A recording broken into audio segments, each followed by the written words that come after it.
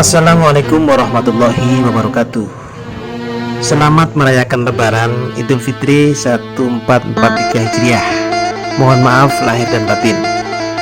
Lebaran tahun 1443 Hijriah kali ini terasa istimewa. Setelah 2 kali Lebaran tidak bisa dirayakan semeriah kali ini akibat pandemi COVID-19. Lebaran tahun 2020 dan 2021 yang lalu, sebagian dari umat muslim di Indonesia tidak bisa melaksanakan mudik Lebaran bersama keluarga di kampung halaman. Nah, pada hari raya Idul Fitri 1443 Hijriah kali ini, para perantau di perkotaan kembali bisa mudik Lebaran ke kampung halaman, menyambung dan mempererat tali silaturahim bersama keluarga, kerabat, serta melepas rindu tanah kelahiran. Begitu merayakan Lebaran, maka umat Islam melepas bulan pendidikan Ramadan. Segala pelajaran yang diperoleh selama pendidikan Ramadan akan hilang, percuma tak bermakna manakala tidak dipraktekkan di luar Ramadan. Mulai 1 Syawal inilah pendidikan Ramadan harus direalisasikan. Salah satunya adalah pelajaran Ramadan tentang kesehatan manusia. Mengapa kesehatan merupakan anugerah Allah yang patut dipelihara dan disyukuri oleh seorang muslim? Apa saja dimensi kesehatan yang perlu dilaksanakan oleh seorang muslim di luar Ramadan? Mari kita ikuti resensi ini selanjutnya.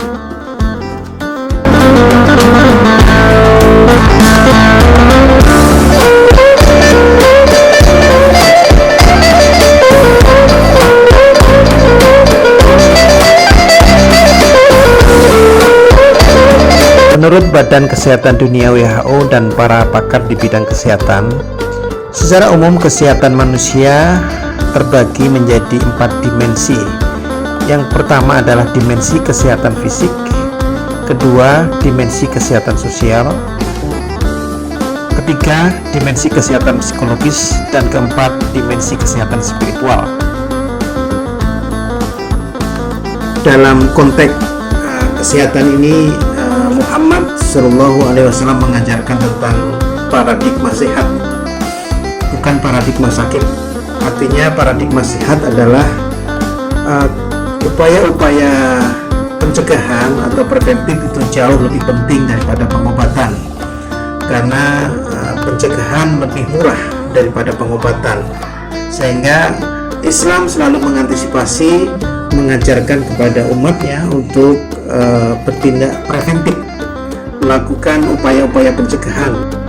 Hal ini jelas terkandung dalam hadis, jaga kesehatanmu sebelum datang sakitmu, berhentilah makan sebelum kenyang misalnya. Nah, di sini pola makan menjadi penting, dan puasa mengajarkan kita bagaimana mengendalikan diri agar tidak terkena penyakit. Manusia sehat atau sakit dipengaruhi oleh beberapa faktor. 4 faktor utamanya adalah: 1 faktor keturunan atau herediter, 2 faktor perilaku, 3 faktor lingkungan, dan 4 faktor pelayanan kesehatan.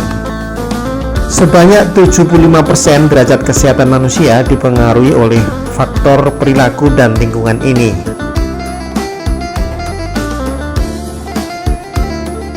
Karena banyak ambisi, orang bisa stres dan depresi. Akibat kelebihan gula dan karbohidrat, orang bisa terserang kencing manis. Akibat kurang olahraga dan pola makan yang buruk, orang bisa terkena darah tinggi, bahkan stroke.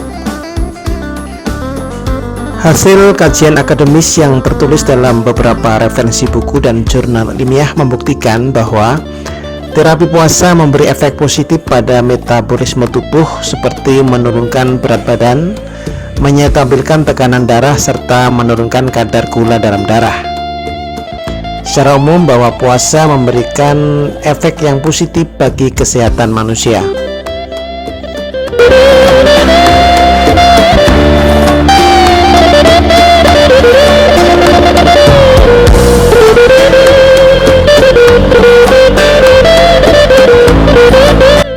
Dimensi kedua dari pendidikan kesehatan dari bulan Ramadan adalah ibadah puasa mampu menguatkan kebersamaan, solidaritas, dan kepedulian sosial. Melalui kegiatan buka bersama, ibadah berjamaah, sholat taraweh, dan tadarus bersama misalnya, sentimen sosial bisa dibangkitkan. Kita disadarkan kembali bahwa manusia adalah makhluk sosial yang tidak bisa hidup sendiri. Manusia perlu disapa dan menyapa orang lain. Ukhuwah Islamiyah menjadi menguat dan kepedulian dan semangat membantu sesama tumbuh dan berkembang. Diharapkan semangat kebersamaan, solidaritas, dan kepedulian sosial yang telah terbangun di bulan puasa bisa dilaksanakan di luar bulan puasa Ramadan.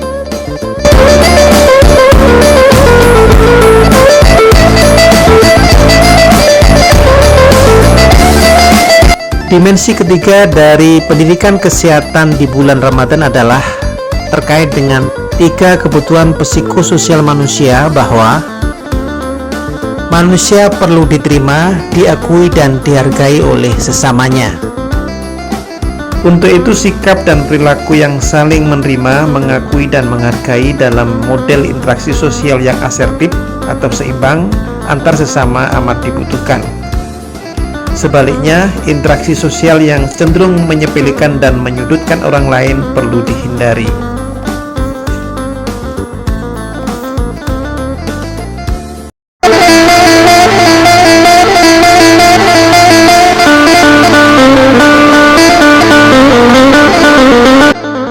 Keempat, puasa bisa mengoptimalkan kesehatan spiritualitas manusia.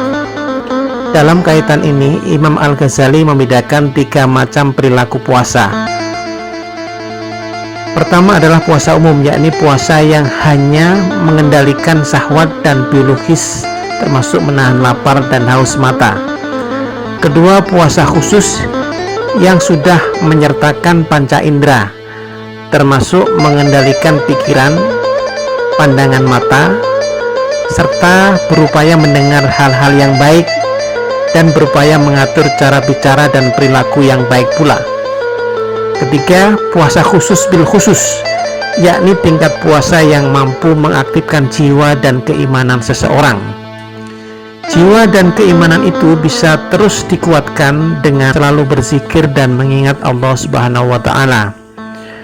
Semoga puasa yang telah kita lakukan di bulan Ramadan yang lalu bisa menguatkan kesehatan spiritualitas, iman, dan ketakwaan kita, sebagaimana perintah puasa dalam surat Al-Baqarah 183, ya ayyuhalladzina amanu kutiba alaikumusiyam kama kutiba alal ladzina min qablikum la'allakum tattaqun.